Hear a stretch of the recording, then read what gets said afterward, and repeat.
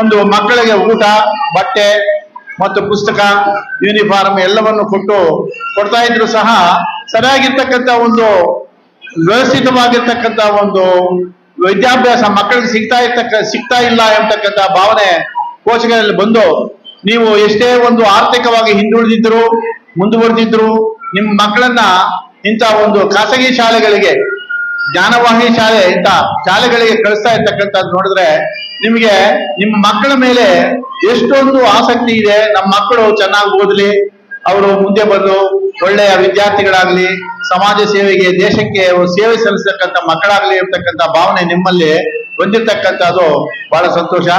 ನಾವು ಓದ್ತಾ ಇದ್ದಾಗ ಸರ್ಕಾರಿ ಶಾಲೆಗಳಲ್ಲಿ ಓದ್ತಾ ಇದ್ದಾಗ ತಂದೆ ತಾಯಿ ಶಾಲೆ ಕಳಿಸ್ಬಿಟ್ರೆ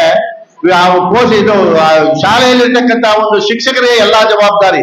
ಅವರ ಆರೋಗ್ಯ ಆಗಲಿ, ಬಟ್ಟೆ ಬರೆ ಆಗಲಿ, ವಿದ್ಯಾಭ್ಯಾಸ ಆಗಲಿ ಎಲ್ಲವನ್ನು ಅವರೇ ನೋಡ್ಕೋಬೇಕಿರ್ತಕ್ಕಂಥ ಭಾವನೆ ಇತ್ತು.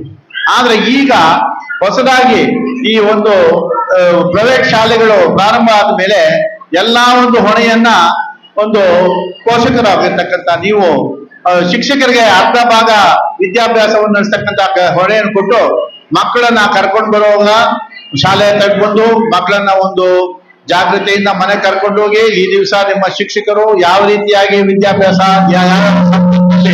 ನಿಮಗೆ ಏನೇನು ಪಾಠವನ್ನು ಹೇಳ್ಕೊಟ್ಟಿದ್ದಾರೆ ಅಂತ ಪರಿಶೀಲನೆ ಮಾಡ್ತಕ್ಕಂಥ ಭಾವನೆ ನಿಮ್ಮಲ್ಲಿ ಬಂದಿದೆ.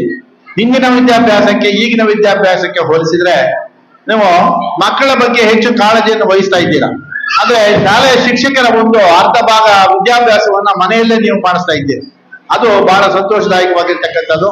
ಮತ್ತು ಈಗ ತಾನೇ ಅದಕ್ಕೆ ಕಾರಣ, ಈಗ ತಾನೇ ನಮ್ಮ ಈ ಆಡಳಿತ ಮಂಡಳಿಯವರು ಈ ತಹಸೀಲ್ದಾರ್ ಆಗಿದ್ದಂತ ಗೀತಾ ಅವರನ್ನ ಸನ್ಮಾನ ಮಾಡಿದ್ರು. ಅವರು ಈ ತಾಲೂಕಿನವರೇ. ನಮ್ಮ ಒಂದು ಬಳೆಚಂಗಪ್ಪ ಶಾಲೆಯಲ್ಲಿ ಓದಿ ಶಾರದಾ ಶಾಲೆಯಲ್ಲಿ ವಿದ್ಯಾಭ್ಯಾಸವನ್ನ ಮುಂದುವರಿಸಿ ಅವರು ನಮ್ಮ ಕರ್ನಾಟಕ ರಾಜ್ಯದಲ್ಲೇ ತಹಸೀಲ್ದಾರ್ ಆಗಿ ಅದು ಅವರ ನೇಟಿವ್ ಪ್ಲೇಸ್ ಮುಳಬಾಗಿಲಿಗೆ ಬಂದು ಜನರ ಸೇವೆಯನ್ನ ಮಾಡ್ತಾ ಇದ್ದಾರೆ. ಇದು ನಮ್ಗೆಲ್ಲರೂ ಸಹ ಒಂದು ಹೆಮ್ಮೆ ಪಡ್ತಕ್ಕಂಥ. ಯಾಕೆ ಅವರನ್ನು ಈ ದಿವಸ ಇಲ್ಲಿ ಕರೆಸಿದ್ರು ಅಂತ ಹೇಳಿದ್ರೆ, ಒಬ್ಬ ಸಾಮಾನ್ಯ ಒಂದು ಹಳ್ಳಿಯಲ್ಲಿ ಹುಟ್ಟಿದ, ಇಲ್ಲಿ ಗುಡ್ಲೂರು ಅಂತ ಒಂದು ಗ್ರಾಮ, ಅವರ ತಂದೆ ಸಹ ಅವರು ಒಬ್ಬ ಶಿಕ್ಷಕರು. ಸಾಮಾನ್ಯವಾಗಿರ್ತಕ್ಕಂಥ ಕುಟುಂಬದಲ್ಲಿ ಒಬ್ಬ ಮಗು ಹುಟ್ಟಿ ಅದನ್ನ IAS KAS ಇವನ್ನೆಲ್ಲ ಮಾಡಿಕೊಂಡು ತಹಸೀಲ್ದಾರ್ ಆಗಿ ಬಂದಿದ್ದಾರೆ. ಅದನ್ನ ನೀವೆಲ್ಲ ನೋಡಿ ನಿಮ್ಮ ಮಕ್ಕಳು ಸಹ ಅದೇ ರೀತಿಯಾಗಿ ಒಂದು ಒಳ್ಳೆಯ ವಿದ್ಯಾಭ್ಯಾಸವನ್ನು ಪಡೆದು ಮುಂದೆ ಒಳ್ಳೆಯ ಇಂಜಿನಿಯರ್ ಆಗಿ ಒಬ್ಬ ಅಧಿಕಾರ ವರ್ಗದವರಾಗಿ KAS IAS ಮಾಡಿ ನೀವು ಸಹ ನಿಮ್ಮ ಮಕ್ಕಳಿಗೆ ಹೆಚ್ಚು ಪ್ರೋತ್ಸಾಹವನ್ನು ಕೊಟ್ಟು ಈ ರೀತಿಯಾಗಿ ಗೀತಾರವರನ್ನ ಯಾವ ರೀತಿಯ ಉನ್ನತ ಹುದ್ದೆಗೆ ಬಂದಿದ್ದಾರೋ ಅದೇ ರೀತಿಯಾಗಿ ನೀವು ಸಹ ನಿಮ್ಮ ಮಕ್ಕಳನ್ನ ಶಾಲೆಯಲ್ಲಿ ವಿದ್ಯಾಭ್ಯಾಸ ಅರ್ಧ ಆದ್ರೆ ಮನೆಯಲ್ಲಿ ನೀವು ಅರ್ಧ ವಿದ್ಯಾಭ್ಯಾಸವನ್ನ ಕಲಿಸಿ ಒಳ್ಳೆಯ ಪ್ರಜೆಗಳನ್ನಾಗಿ ಸತ್ಪ್ರಜೆಗಳನ್ನಾಗಿ ನೀವು ನಡೆಸ್ಕೊಡ್ತೀರಾ ಮತ್ತು ವಿದ್ಯಾಭ್ಯಾಸಕ್ಕೆ ಹೆಚ್ಚು ಪ್ರೋತ್ಸಾಹವನ್ನು ಕೊಡ್ತೀರಾ ಮತ್ತು ಈ ಒಂದು ಶಾಲೆಗೆ ಹೆಚ್ಚು ಪ್ರೋತ್ಸಾಹವನ್ನು ಕೊಟ್ಟು ಮಾಡ್ತೀರಾ ಅಂತ ಪೋಷಕರಲ್ಲಿ ನಾನು ಮನವಿ ಮಾಡ್ಕೊಳ್ತಾ ಇದ್ದೇನೆ. ಎರಡನೇದಾಗಿ ಶಿಕ್ಷಕ ವರ್ಗದವರು ಈಗ ಹೇಳಿದ್ರೆ ಸರ್ಕಾರಿ ಶಾಲೆಗೆ ಬಂದ ಮೇಲೆ ನಾವು ಮಾಡ್ತಾ ಇದ್ದಂತ ಕೆಲಸ ಚೆನ್ನಾಗಿ ಪಾಠ ಹೇಳ್ಕೊಡ್ತಾ ಇದ್ವು, ಮನೆಗೆ ಹೋಗ್ಬಿಟ್ರೆ ಅಷ್ಟೇ, ಪುನಃ ಮಾರನೇ ದಿವಸ ಬಂದಾಗ ಪುನಃ ಪಾಠ ರಿಪೀಟ್ ಮಾಡ್ತಾ ಇದ್ವಿ. ಈಗ ಈ ಹೊಸದಾಗಿ ಬಂದಿರ್ತಕ್ಕಂಥ ಸಿಲೆಬಸ್ಸು ಮತ್ತು ಈಗ ಇಲ್ಲಿ ಶಿಕ್ಷಕರ ಹೊಣೆ ಬಹಳ ಹೆಚ್ಚಾಗಿದೆ. ಸರ್ಕಾರಿ ಕೂಲಿ ಮಾಡ್ತಕ್ಕಂತ ಒಬ್ಬ ಸಾಮಾನ್ಯ ಪ್ರಜೆ ಸರ್ಕಾರಿ ಶಾಲೆ ಕಳಿಸಿದಲೆ ಕೂಲಿ ಮಾಡ್ತಕ್ಕಂಥ ದುಡ್ಡಲ್ಲಿ ನಿಮ್ಮ ಒಂದು ಶಾಲೆಗೆ ಇಷ್ಟು ಅಂತ ಫೀಸ್ ಅಂತ ಕಟ್ಟಿ ಕಳಿಸ್ತಾ ಇರ್ತಕ್ಕಂಥ ಸಂದರ್ಭದಲ್ಲಿ ಆ ಶಿಕ್ಷಕ ವರ್ಗದವರು ಹೆಚ್ಚು ಹೊಣೆ ಹೊಳಬೇಕು. ಯಾಕೆಂತ ಹೇಳಿದ್ರೆ ಆ ಒಂದು ಕೂಲಿ ಮಾಡ್ತಕ್ಕಂಥ ಸಾಮಾನ್ಯ ಬಡವರ್ಗದ ನಿಮ್ಮ ಮೇಲೆ ಸರ್ಕಾರಿ ಶಾಲೆಗಳಿಗಿಂತ ಪ್ರೈವೇಟ್ ಶಾಲೆಗಳಲ್ಲಿ ಉತ್ತಮವಾಗಿರ್ತಕ್ಕಂಥ ಒಂದು ವಿದ್ಯಾಭ್ಯಾಸ ಸಿಗುತ್ತದೆ ಎಂಬತಕ್ಕಂಥ ಭಾವನೆಯನ್ನ ನಿಮಗೆ ಹೊರತಿರೋದ್ರಿಂದ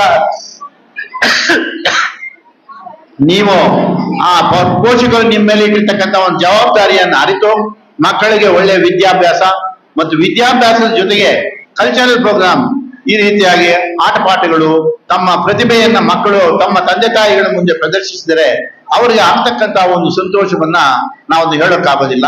ಹಿಂದೆ ಇಂಥ ಪದ್ಧತಿ ಇರ್ಲಿಲ್ಲ.